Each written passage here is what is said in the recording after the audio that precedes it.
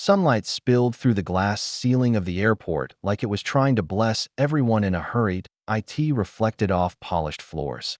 Shimmered on rolling suitcases, caught in coffee steam rising from open cafe doors. Morning traffic outside glinted through the windows. A bus hissed at the curb.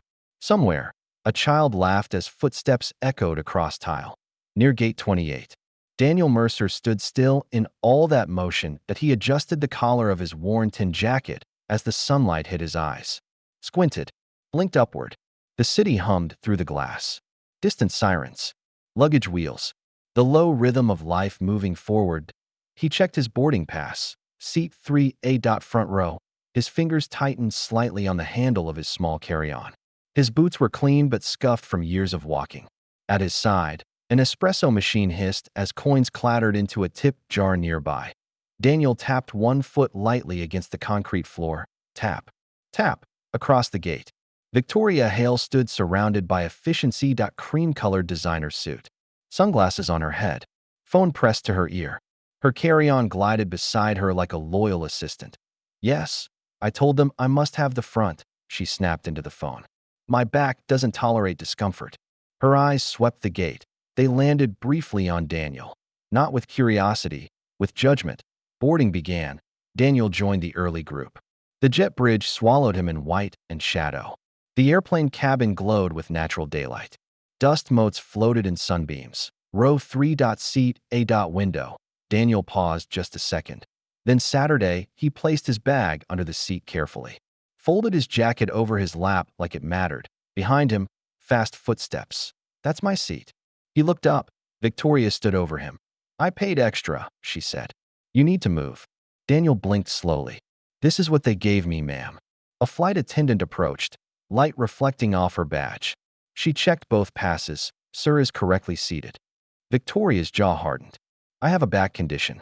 I need this seat. Silence settled. Daniel looked at the window. Sunlight cutting across his hands. I can move. If there's another window, he said calmly. There isn't. The attendant replied. Victoria folded her arms. Then this becomes his problem, doesn't it? The quiet after the arrogance was heavy. The attendant hesitated. Finally, she gestured toward the narrow jump seat near the front. Sir, just for takeoff. Daniel hesitated. His jaw tightened once. Then he nodded.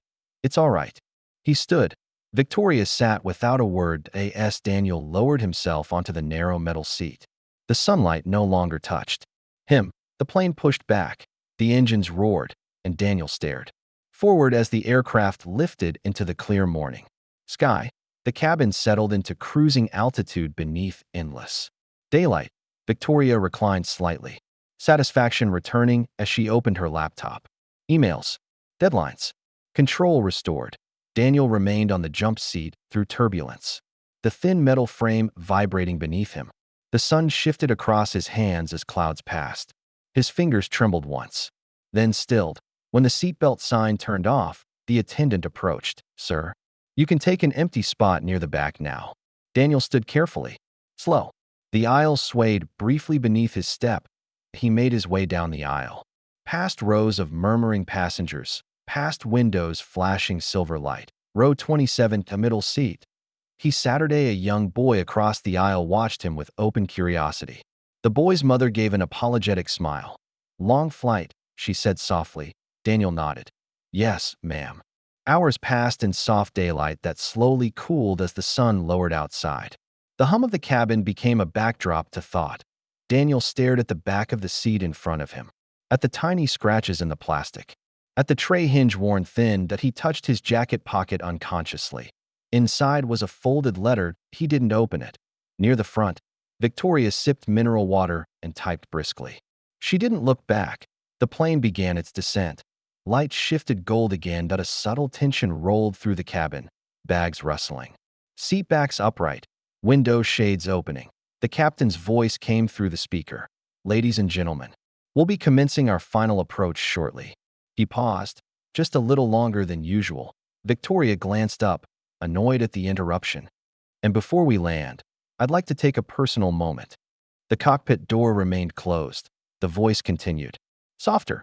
Today's flight carries someone I've been waiting 17 years to publicly thank. A ripple of confusion spread that Daniel's breath caught. Victoria straightened slightly. Silence thickened in the bright cabin. 17 years ago, I was flying a medical evacuation from Afghanistan. Our aircraft took fire on approach. We lost navigation, lost hydraulics, and almost lost every soul on board. Heads turned. I was young, terrified. The pilot continued. And one man on that aircraft kept us alive long enough to land. Daniel closed his eyes tightly. That man is on this flight today. The plane felt weightless with silence. And sir, if you'll forgive me, I'd like the cabin to know your name. Daniel stood. Slowly, sunlight poured across his face. My name is Daniel Mercer. Gasps rippled through the cabin. And the pilot said, emotion breaking control. You pulled me from a burning cockpit with one working arm and no oxygen, and told me to keep flying. The cabin broke. Hands flew to mouths. People wept. Breath caught. Victoria's face drained of color. You saved 14 crew members and 23 patients. The pilot continued. Then vanished before we could thank you. Daniel's voice came softly. I just did what anyone would. No, the pilot said. You did what heroes do. The plane touched down gently. Applause exploded. Real applause.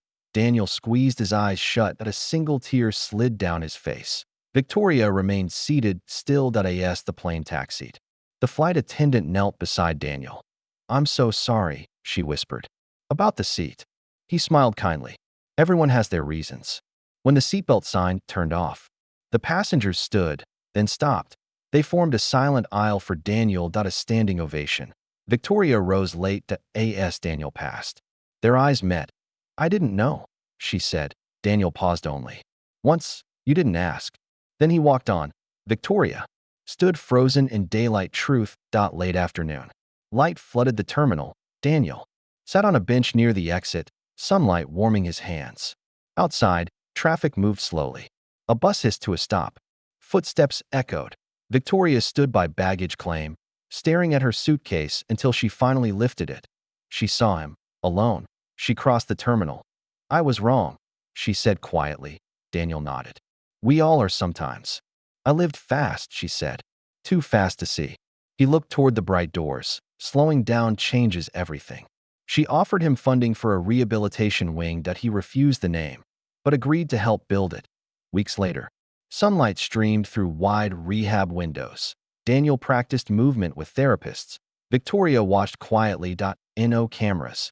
Outside, children laughed. Later, they stood together as evening light stretched long shadows across the pavement. You never told me why that seat mattered, she said. He looked at the sky.